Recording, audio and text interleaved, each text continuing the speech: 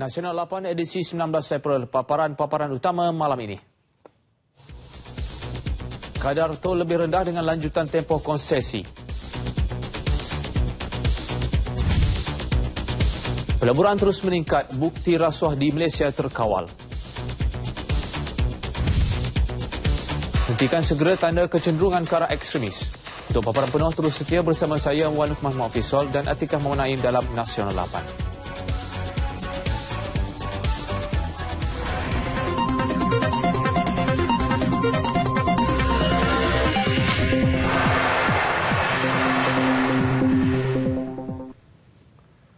Assalamualaikum, salam satu Malaysia. Timbalan Perdana Menteri Tan Sri Muhyiddin Yassin mahu sebarang tanda kecenderungan ke arah ekstremisme dalam kalangan rakyat dihentikan segera. Ia perlu ditangani sebelum menimbulkan ancaman serius kepada keamanan dan kestabilan di negara ini. Merujuk Akta Pencegahan Keganasan Pota yang diluluskan di Dewan Rakyat baru-baru ini, beliau menegaskan ia antara langkah kukuh yang diambil bagi mengekang ancaman sebab itu dan menanganinya di peringkat akar umbi.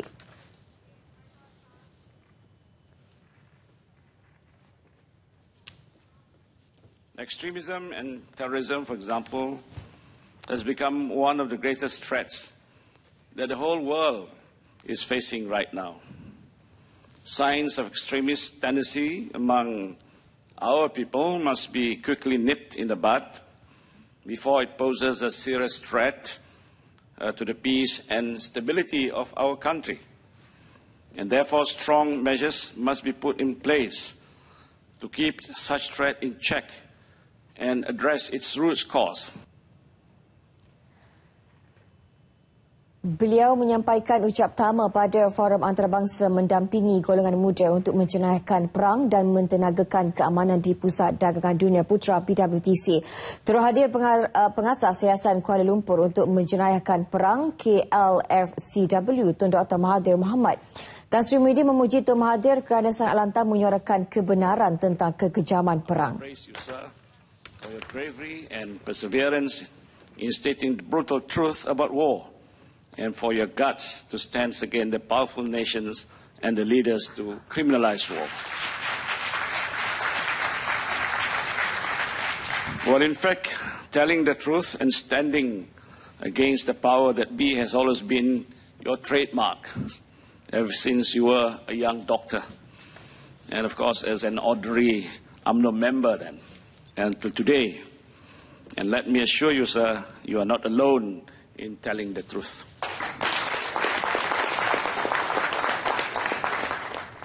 Isu pensusuran semula kadar tol selain Lebuh Raya Utara Selatan Plus, Lebuh Raya Persekutuan 2 FHR2 turut terlibat dalam pemanjangan tempoh konsesi. Ia sebagai usaha kerajaan mengurangkan bebanan bayaran tol dan skor sara hidup pengguna Lebuh Raya. Lembaga Lebuh Raya Malaysia LLM dalam satu kenyataan memaklumkan melalui penstrukturan itu pengguna kenderaan kelas 1 iaitu kereta hanya perlu membayar RM1.10 berbanding kadar tol perjanjian konsesi asal iaitu RM2.40. Pengguna juga boleh menikmati peratus kenaikan kadar tol yang lebih rendah. Sebelum ini, sebuah portal berita Malaysian Digest melaporkan bahawa kerajaan memperbaharui kontrak konsesi yang dijadual tamat akhir tahun ini dengan memperbaharuinya sehingga tahun 2035 tanpa sebab kukuh dan menimbulkan rasa tidak puas hati pengguna. Masalah rasuah di Malaysia terkawal dan ia terbukti melalui pelaburan yang terus meningkat. Itu pandangan Michael Hirschman, pengasas bersama Transparency International TR, sebuah NGO yang memantau dan memberi publiciti tentang amalan rasuah dalam badan korporat serta politik antarabangsa. Menurut Hirschman, pelaburan tidak akan berkembang di negara yang dikuasai rasuah. Jelas beliau rasuah menghalau pelaburan dari sesebuah negara, tetapi Malaysia mendapat pujian sebagai sebuah negara yang bersifat mesra dengan negara lain dalam menjalankan perniagaan. Indeks Kebebasan Ekonomi 2015 meletakkan Malaysia di tangga ke-31 sebagai ekonomi paling bebas daripada 178 negara dengan memperoleh 70.8 mata. Sambil menegaskan tiada negara yang bebas sepenuhnya daripada rasuah. Hirschman berkata masalah rasuah bukan berpunca daripada kerajaan semata-mata. Justru rakyat perlu berhenti daripada menyalahkan kerajaan. Lagipun berapa ramai yang bersedia berkata tidak kepada rasuah. Hirschman turut memuji SPRM kerana menyediakan talian khas untuk orang ramai membuat laporan kerana langkah itu membuat mereka lebih yakin untuk memberi maklumat. Beliau juga mengesyorkan agar Malaysia mendidik rakyatnya sejak di peringkat sekolah rendah tentang usaha memerangi rasuah untuk membebaskan negara daripada perbuatan keji tersebut. Bekas Perdana Menteri Tun Dr. Mahathir Mohamad optimis Barisan Nasional BN tidak berdepan masalah untuk mempertahankan kerusi Parlimen Rompin pada pilihan raya kecil PRK itu 5 Mei depan. Beliau menegaskan BN mempunyai sokongan kuat pengundi kawasan itu terhadap kepimpinan bekas anggota Parlimen Rompin Allahyarham Tan Sri Dr. Jamaluddin Jarjis sejak 1990. Semalam BN menamakan pemangku Ketua UMNO bahagian Rompin Datuk Hassan Arifin 62 tahun yang juga bekas Timbalan Menteri Besar Pahang sebagai calonnya bagi PRK Rompin. PRK Parlimen Rompin diadakan berikutan kematian Tan Sri Dr. Jamaluddin Jarjis dalam nahas helikopter di Semenyih, Selangor pada 4 April lepas. Isu caj perkhidmatan. Setakat ini, 787 hotel dan restoran di seluruh negara sudah diperiksa. Ketua Setiausaha Kementerian Perdagangan Dalam Negeri, Koperasi dan Kepenggunaan Datuk Seri Alias Ahmad berkata, sehingga semalam 412 aduan diterima dengan 88 premis diberi notis mengikut Seksyen 21 Akta Kawalan Harga dan Enti Pencatutan 2011. Menurut beliau, operasi itu dijalankan bermula 8 April. Berdasarkan aduan diterima, KPDNKK akan menyiasat sama ada berlaku pengambilan keuntungan margin tidak munasabah. Pengusaha diberi tempoh 3 hari untuk mengemukakan invoice dan dokumen berkaitan sebelum tindakan penguatkuasaan diambil. Sementara itu, KPDNKK akan terus memberi penerangan mengenai pelaksanaan cukai barang dan perkhidmatan GST selain turun pada melakukan pemeriksaan secara berkala bagi meningkatkan kesedaran orang ramai. Secara kumulatif setakat semalam 120,884 premis diperiksa dan kementerian memantau ketat terutama kadar harga jualan bahan mentah serta belasah serta tidak berlaku kenaikan ketara.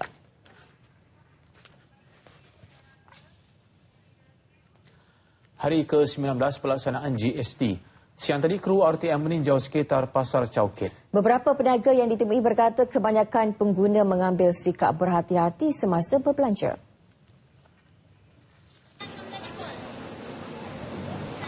Meskipun siri penjelasan GST sudah dibuat, namun ada segelintir pengguna masih menyangka banyak barang mengalami kenaikan semenjak 1 April lalu. Namun dakwaan itu disangkal peniaga. Kalau tengok ikut sambutan daripada orang ramai lah kan. Kalau ikutkan orang kurang daripada sejak GST ada orang kurang lah. Tapi setiap belanja dia pun cakap tanya GST lah, ini naik ke, dia kata. Semua kalau belanja mesti dia tanya GST.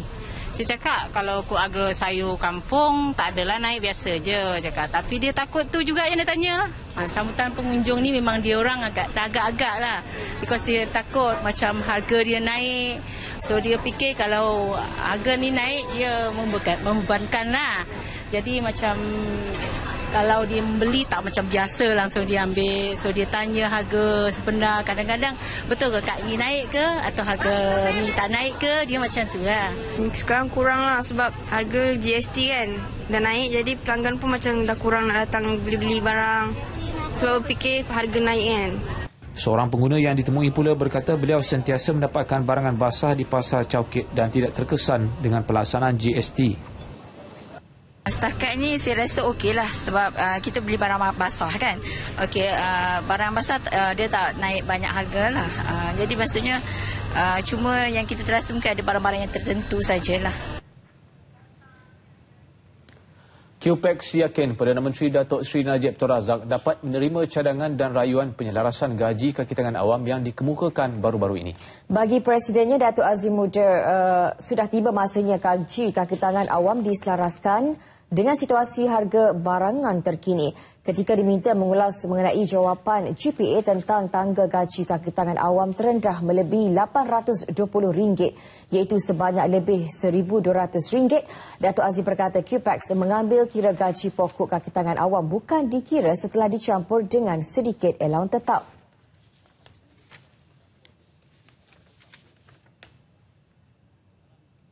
Sendiri ada satu kumpulan pekerja yang gaji pokoknya di bawah garis kemiskinan. Soal allowance ni soal yang supplementary, dan allowance ini boleh dibatalkan bila-bila masa, boleh dikurangkan bila-bila masa, dan kalaulah allowance ni, allowance rumah umpamanya, kalau mereka mendiami kuartus kerajaan, allowance rumah ni tak akan dapat kepada penjandang. Allowance kola pun separuh. Dan kalau allowance kola yang di 150 saja, kan, dan RM70 lagi pun tak masuk, tak cukup untuk dia nak sah kehidupan, kan. Jadi sebab itu QPAC tegas menyatakan bahawa kita nak kerajaan melihat semula dasar minimum wage dalam sektor awam dan menetapkan gaji permulaan anggota sektor awam ni RM1,200. Beliau merasmikan seminar GST anjuran QPAC dan KPDNKK di Tunjang, Kota Baru. Setelah ditangguhkan tahun ini, sesi terbaru program latihan khidmat negara PLKN dijangka bermula awal tahun hadapan. Menurut Menteri Pertahanan Datuk Seri Syamuddin Tun Hussein, kemahiran vokasional bakal diperkenal sebagai nilai tambah kepada pelatih.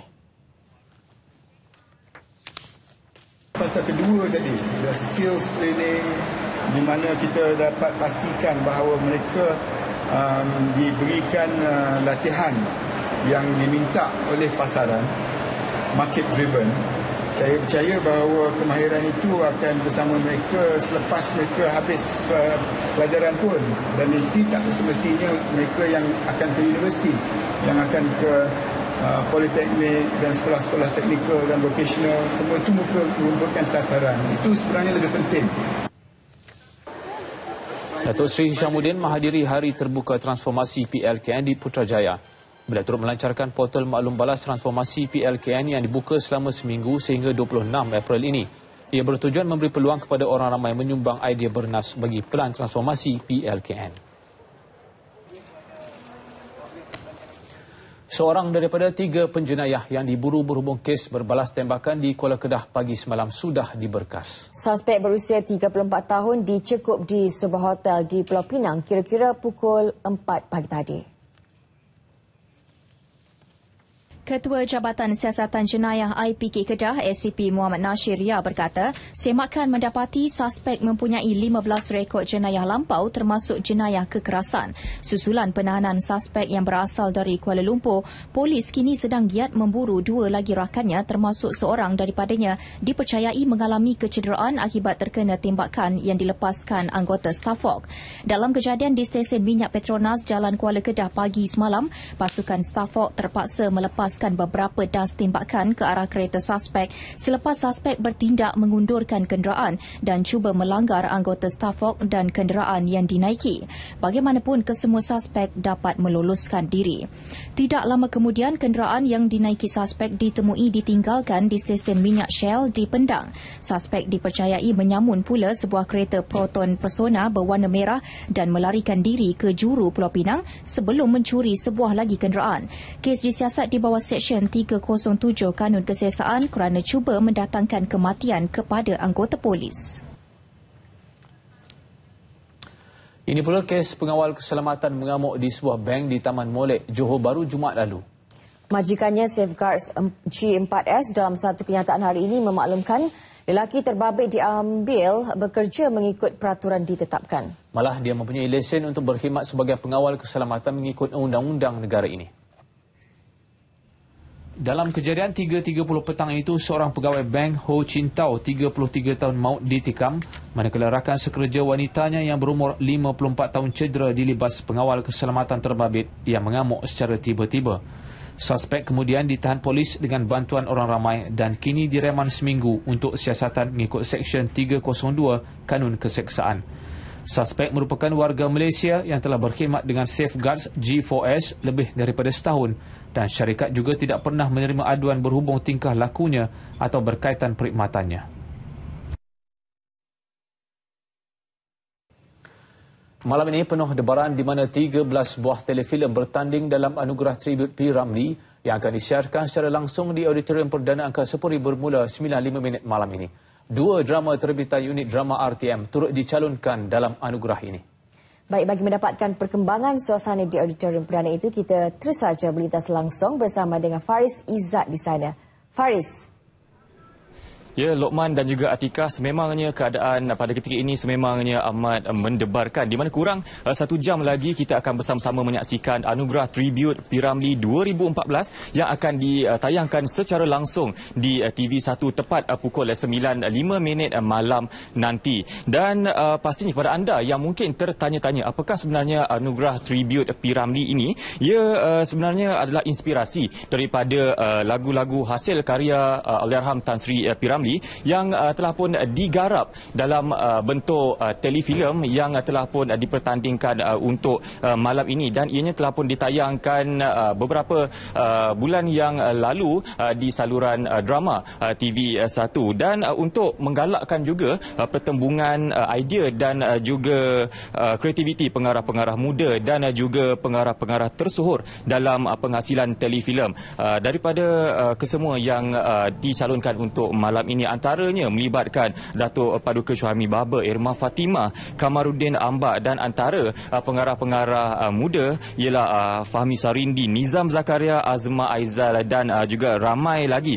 Dan sebenarnya setiap telefilm yang dipertandingkan ini menampilkan penampilan istimewa pelakon veteran juga seperti Dian P.Ramlee, Rumina Siddiq dan ramai lagi. Seperti yang dapat anda saksikan di belakang saya ini, pastinya kru produksi sedang melakukan pemeriksaan terakhir untuk memastikan segala persiapan berjalan dengan lancar untuk Anugerah Tribute P.Ramlee 2014 ini.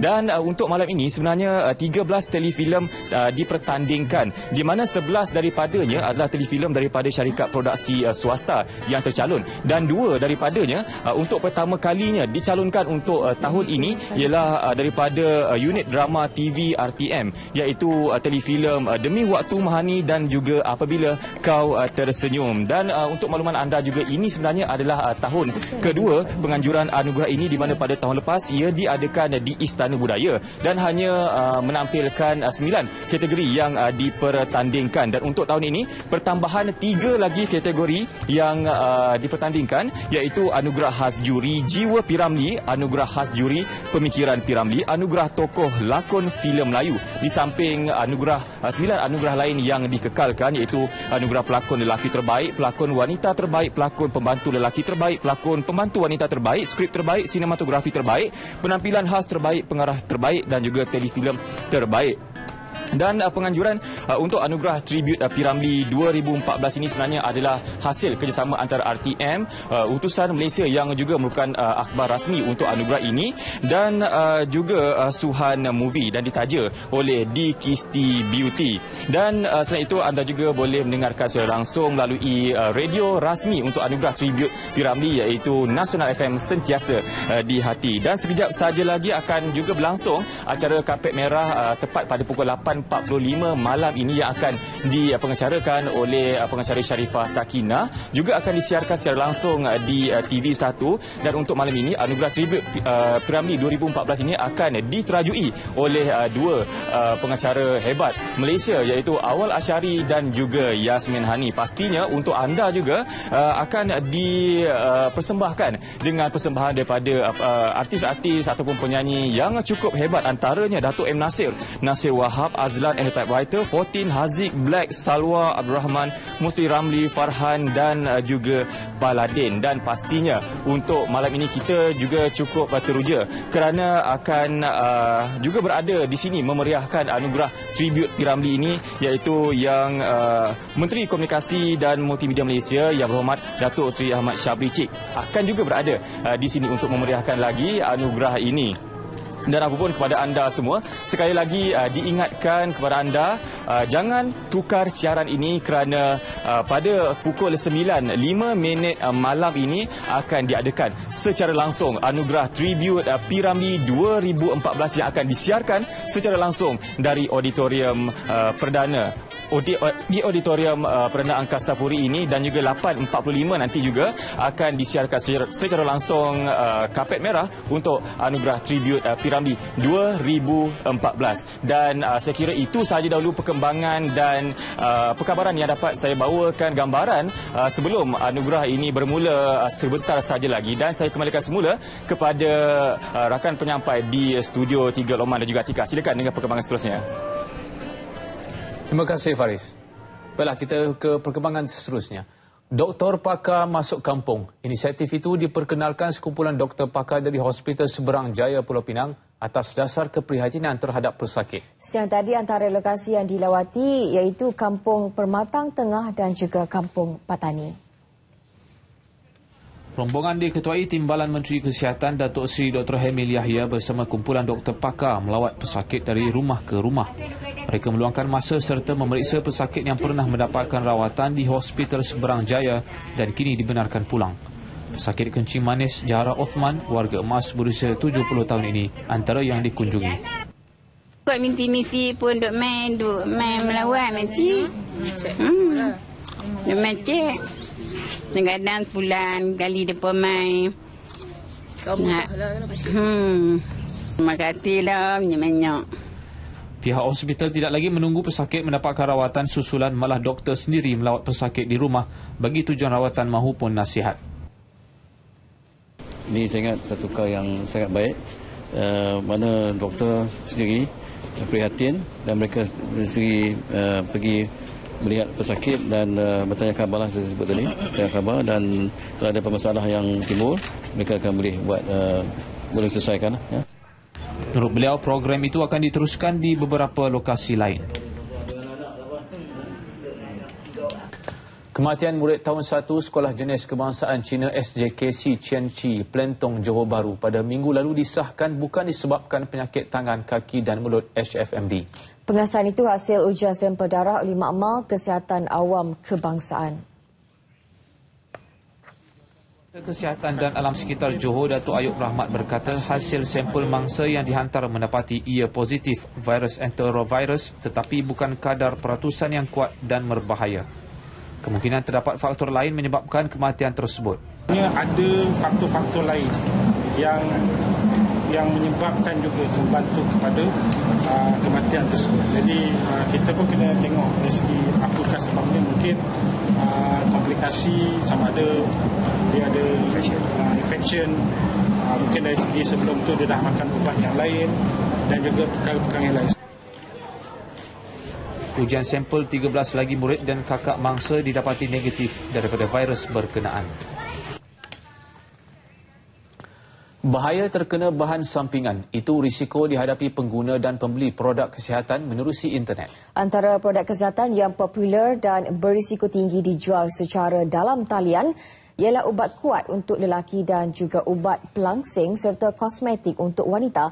Menurut Ketua Penolong Pengarah Bahagian Penguasaan Farmasi Kementerian Kesihatan Ahmad Yusri Muhammad Yusof, dalam kebanyakan kes produk terbabit dicampur dengan bahan terlarang sibutramin yang diharamkan sejak 2010.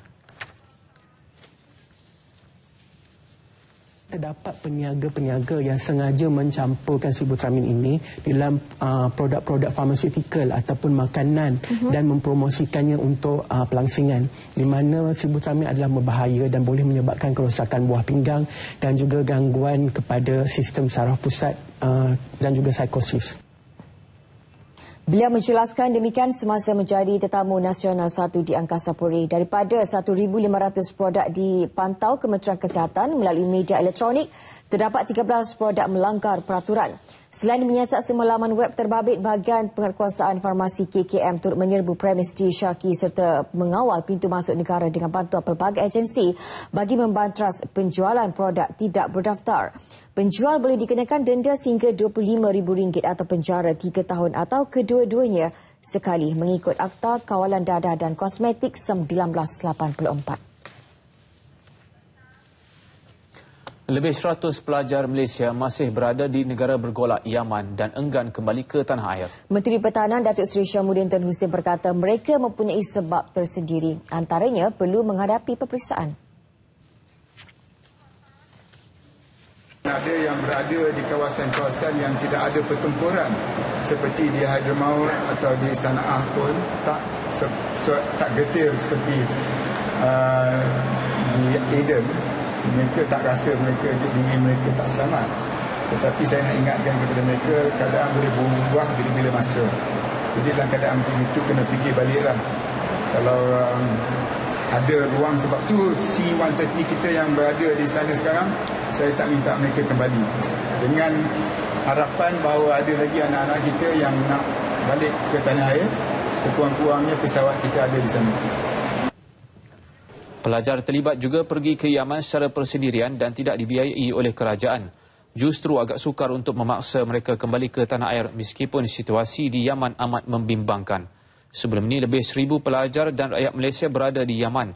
Mereka dibawa keluar menggunakan pesawat Hercules C-113 milik TUDM yang mendarat di Djibouti. Datuk Seri Syamuddin turut menekankan Malaysia tetap pendirian tidak campur tangan dalam konflik di Yaman. Beliau bercakap kepada media selepas menghadiri Hari Terbuka Transformasi PLKN di Putrajaya.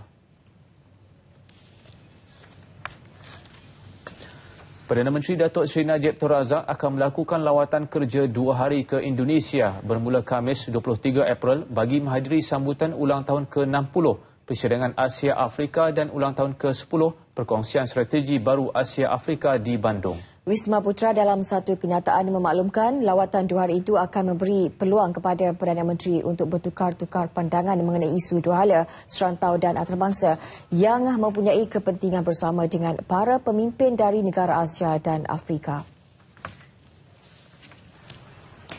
Menurut Wisma Putra, lawatan tersebut melambangkan sokongan dan komitmen berterusan Malaysia untuk mengukuhkan kerjasama dengan negara membangun. Ini terutama di Asia dan Afrika dengan satu tujuan menggalakkan keamanan dan kemakmuran dunia menerusi kerjasama Selatan-Selatan. 3 dokumen dijangka diumumkan pada akhir persidangan iaitu Mesej Bandung 2015, Deklarasi untuk mengaktifkan semula Perkongsian Strategik Baru Asia Afrika dan Deklarasi Palestin.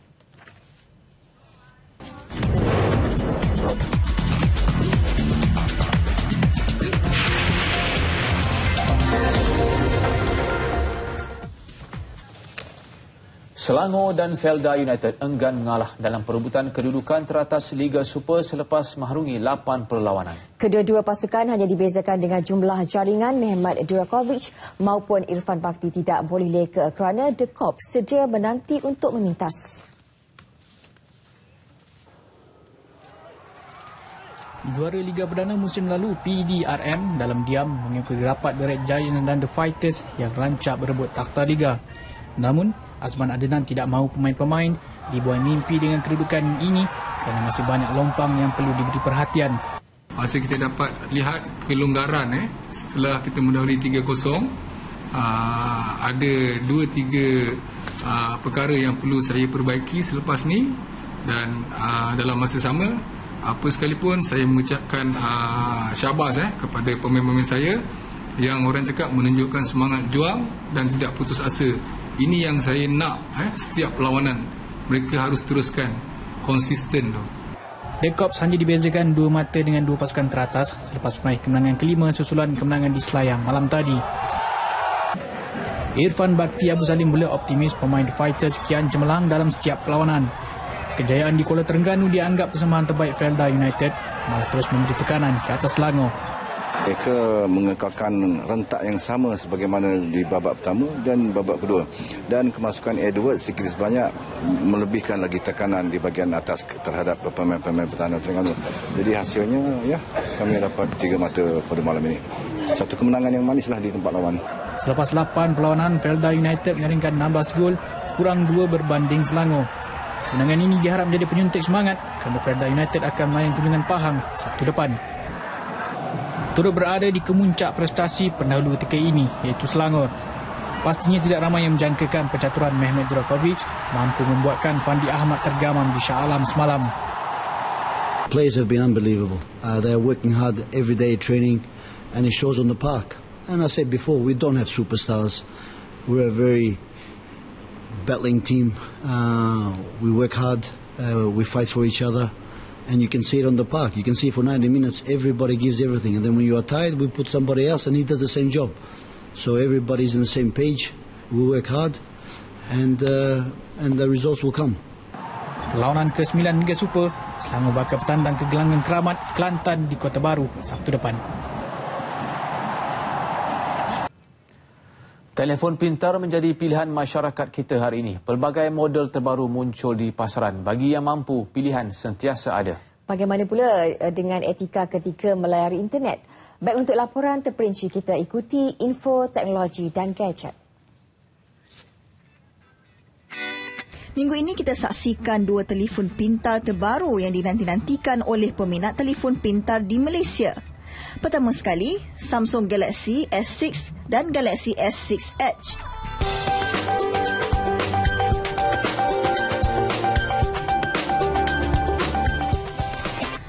Samsung Galaxy S6 merupakan telefon pintar berspesifikasi tinggi terbaru daripada Samsung, dilengkapi chip pemprosesan Exynos dan memori 3GB RAM. Menjadi tarikan ramai juga adalah sokongan kamera pada peranti ini, di mana kamera 16 megapiksel dengan sokongan OIS. Selain Galaxy S6, Samsung juga turut telah menawarkan Samsung Galaxy S6 Edge yang membawakan skrin melengkung pada kiri dan kanan serta beberapa ciri-ciri khusus untuknya. Di Malaysia, Galaxy S6 dijual pada harga RM2,599, sementara Galaxy S6 Edge pula pada harga RM3,099. Microsoft pula cuba bersaing dengan lambakan peranti Android. Lumia 540 hadir dengan skrin bersaiz 5 inci dan dilengkapi paparan HD. Selain itu, Microsoft menggunakan chip Snapdragon 200 pada telefon mudah alih ini dan turut menggunakan memori 1GB RAM serta ruangan storan 8GB. Telefon ini disertakan kamera 8 megapiksel pada bahagian belakang serta kamera hadapan 5 megapiksel. Lumia 540 Dui SIM dijangka berharga dalam lingkungan RM553 sebelum cukai. Kali ini kita akan berkongsi tips serta informasi mengenai etika melayari internet sumber dari Cyber Security Malaysia. Pertama, gunakan internet untuk berkomunikasi dan berinteraksi dengan orang lain. Email dan laman sembang adalah untuk berinteraksi dan mengetahui perkembangan semasa rakan-rakan serta keluarga dan merapatkan hubungan. Forum internet pula bagus untuk berkenalan dengan pengguna lain di seluruh pelosok dunia. Kedua, jangan jadi pembuli cyber. Layan pengguna internet lain dengan baik, sopan, bertolak ansur dan saling menghormati. Ketiga, jika anda menjadi mangsa buli cyber, simpan segala mesej yang diterima daripada pembuli untuk dijadikan bahan bukti. Elakkan menjawab mesej-mesej tersebut. Sekiranya tahu siapa pembuli tersebut, maklumkan kepada pihak berkuasa dan juga laporkan kepada Pusat Bantuan Cyber 999. Keempat, jangan menipu. Harus jujur dan jangan sesekali menipu atau menyamar sebagai orang lain. Informasi serta tips keselamatan cyber ini mendapat kerjasama daripada Cyber Security Malaysia, sebuah agensi di bawah Kementerian Sains, Teknologi dan Inovasi MOSTI. Setakat ini saja paparan info teknologi dan gadget minggu ini. Teruskan kesetiaan anda bersama Berita Nasional.